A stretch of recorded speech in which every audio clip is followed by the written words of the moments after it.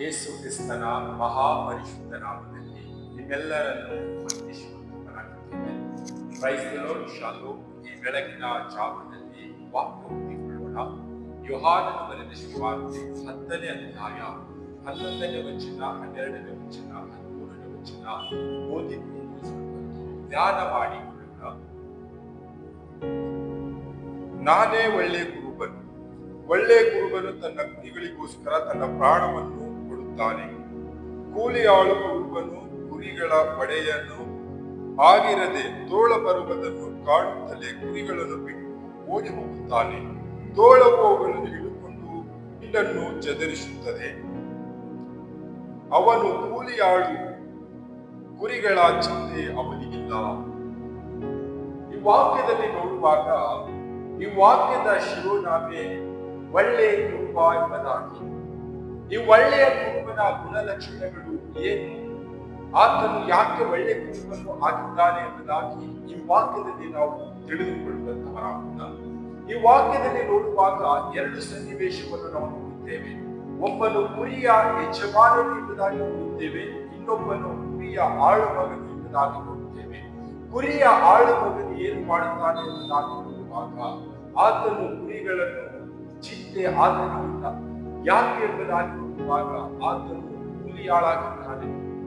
ಕುರಿಗಳನ್ನು ಹಿಡಿಯುವುದಕ್ಕಾಗಿ ಕಾಡು ಮೃಗಗಳು ಬರುವಾಗ, ತೋಳ ಬರುವಾಗ, ಕಾಡಿನಲ್ಲಿರ್ತಕ್ಕಂಥ ಅಡವಿಗಳಲ್ಲಿರ್ತಕ್ಕಂಥ ಮೃಗಗಳು ಕುರಿಗೆ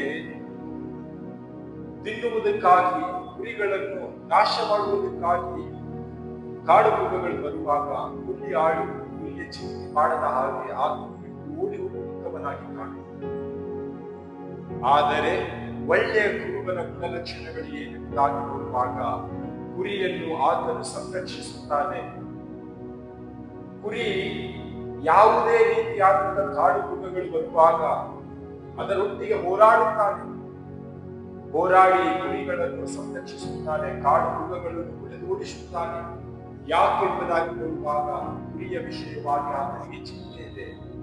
ಕುರಿಯ ಯಜಮಾನನಾಗಿದ್ದಾನೆ. ಆ ವಿಷಯವಾಗಿ ಕುರಿಗೋಸ್ಕರ ಚಿಂತೆ ಮಾಡುತ್ತಾನೆ. ಕುರಿ ಎಂಬುದಾಗಿ ನೋಡುವಾಗ ಈ ಲೋಕದಲ್ಲಿ ಜೀವಿಸುವಂತ ನಾವು ಮನುಷ್ಯರಾಗಿದ್ದೇವೆ. ನಮ್ಮ ಜೀವಿತದಲ್ಲಿ ಕುರುಬನು ಯಾಕೆ ಪ್ರಾಮುಖ್ಯನಾಗಿದ್ದಾನೆ ಎಂಬುದಾಗಿ ವಾಕ್ಯದಲ್ಲಿ ನಾವು ನೋಡುವಾಗ, ಕುರುಬನಿಲ್ಲದ ಜೀವಿತ ಕುರಿಗಳು ಚೆನ್ನಲಿ ಹೋದ ರೀತಿಯಲ್ಲಿ ಜೀವಿತ ನಮ್ಮದಾಗುತ್ತದೆ. ಕುರುಬನು ಇರುವಾಗ ಕುರುಬನ ಸ್ವರಕ್ಕೆ ನಾವು ಕಿವಿಗೊಡುತ್ತೇವೆ, ಕುರುಬನನ್ನು ಹಿಂಬಾಲಿಸುತ್ತೇವೆ. ಕುರುಬನು ನಮ್ಮ ಮಾರ್ಗದರ್ಶಕನಿರುತ್ತಾನೆ. ಆತನ ಮಾರ್ಗದಲ್ಲಿ ನಾವು ನಡೆಯುವಂತವರಾಗಿದ್ದೇವೆ. ಆ ವಿಷಯವಾಗಿ ನಮ್ಮ ಜೀವಿತದಲ್ಲಿ ಕುರುಬನಿರಬೇಕು. ಅದು ಒಳ್ಳೆಯ ಕುರುಬನಾಗಿರಬೇಕು. ಆ ಕುರುಬನೇ ಯೇಸು ಕ್ರಿಸ್ತನಾಗಿರಬೇಕು. ಈ ಲೋಕದಲ್ಲಿ ನಾವು ಯಾರನ್ನಾದ್ರೂ ಹಿಂಬಾಲಿಸುವಾಗ ಎಡುತ್ತೇವೆ, ಬೇರುತ್ತೇವೆ, ಮೋಸ ಹೋಗುತ್ತೇವೆ, ದಾರಿ ಹೋಗುತ್ತೇವೆ. ಆದರೆ ಒಳ್ಳೆ ಕುರುಬನು ಯೇಸು ಕ್ರಿಸ್ತನನ್ನು ನಾವು ಹಿಂಬಾಲಿಸುವಾಗ, ಆತನ ಸ್ವರಕ್ಕೆ ಕಿವಿಗೊಡುವಾಗ ನಾವು ಎಳುವುದಿಲ್ಲ, ಬೀಳುವುದಿಲ್ಲ, ಹೋಗುವುದಿಲ್ಲ. ಯಾವಾಗಲೂ ಯೇಸು ಕ್ರಿಸ್ತನು ನಮ್ಮನ್ನು ಸಂರಕ್ಷಿಸುತ್ತಾನೆ, ನಮ್ಮನ್ನು ಕಾದು ನಡೆಸುತ್ತಾನೆ. ಈ ಲೋಕದಲ್ಲಿ ನಮಗೆ ಬರುವ ಕಷ್ಟಗಳು, ವೈರಿಗಳು, ಅನೇಕ ರೀತಿಯಾದಂತಹ ವೇದನೆಗಳು ಬರುವಾಗ ಕಾಡು ಮೃಗಗಳಿಗೆ ಯಾವ ರೀತಿಯಾಗಿ ಓಡಿಸುತ್ತಾನೋ ಅದೇ ರೀತಿ ನಮ್ಮ ಜೀವಿತದಲ್ಲಿರ್ತಕ್ಕಂಥ ಕಷ್ಟಗಳು, ವೇದನೆಗಳು, ನೋವುಗಳು ಇವೆಲ್ಲವನ್ನು ಕೂಡ ಯೇಸು ಕ್ರಿಸ್ತನು ಹೊಡೆದೋಡಿಸುತ್ತಾನೆ. ಯಾಕೆ ಎಂಬುದಾಗಿ ನೋಡುವಾಗ ನಮ್ಮ ಜೀವಿತದಲ್ಲಿ ಯೇಸು ಕ್ರಿಸ್ತನು ಕುರುಬನಾಗಿದ್ದಾನೆ, ಒಳ್ಳೆಯ ಕುರುಬನಾಗಿದ್ದಾನೆ. ಆ ವಿಷಯವಾಗಿ ನಮ್ಮನ್ನು ಕಾಪಾಡುತ್ತಾನೆ. ಈ ಕುರುಬನ ಒಳ್ಳೆಯ ಗುಣಲಕ್ಷಣಗಳು ಏನೆಂಬುದಾಗಿ ನೋಡುವಾಗ ಕುರಿಗೋಸ್ಕರ ಚಿಂತೆ ಮಾಡುತ್ತಾನೆ. ಕುರಿಗಾಗಿ ಒಳ್ಳೆಯ ರೀತಿಯಾದಂತಹ ಆಹಾರವನ್ನು ಮೇಯಿಸುವುದಕ್ಕಾಗಿ ಅಡವಿಗಳಿಗೆ ಕರೆದುಕೊಂಡು ಹೋಗುತ್ತಾನೆ. ಕುರಿಗಳನ್ನು ಉತ್ತಮ ರೀತಿಯಾಗಿ ಸಂರಕ್ಷಣೆ ಮಾಡುವುದಕ್ಕಾಗಿ ಬೆಚ್ಚನೆಯಾದ ಸ್ಥಳಗಳಲ್ಲಿ ಇಡುತ್ತಾನೆ. ಕುರಿಗಳ ಎಲ್ಲ ಆರೋಗ್ಯ ಕ್ಷೇಮವನ್ನು ನೋಡಿಕೊಳ್ಳುತ್ತಾನೆ. ಈ ಒಳ್ಳೆಯ ಕುರುಬನ ಗುಣಲಕ್ಷಣ ಇದ್ದಾನೆ. ಕೂಲಿ ಆಳಿನ ಗುಣಲಕ್ಷಣಗಳು ನೋಡುವಾಗ ಆತನು ಸಂಬಳಕ್ಕೋಸ್ಕರ ಕುರಿಗಳನ್ನು ಕಾಯುತ್ತಾನೆ. ಅಡವಿಯ ಕಾಡು ಮೃಗಗಳು ಬರುವಾಗ ಕುರಿಗಳನ್ನು ಬಿಟ್ಟು ಓಡೋಗುತ್ತಾನೆ. ಕುರಿಗಳ ಬಗ್ಗೆ ಆತನಿಗೆ ಚಿಂತೆ ಇಲ್ಲ.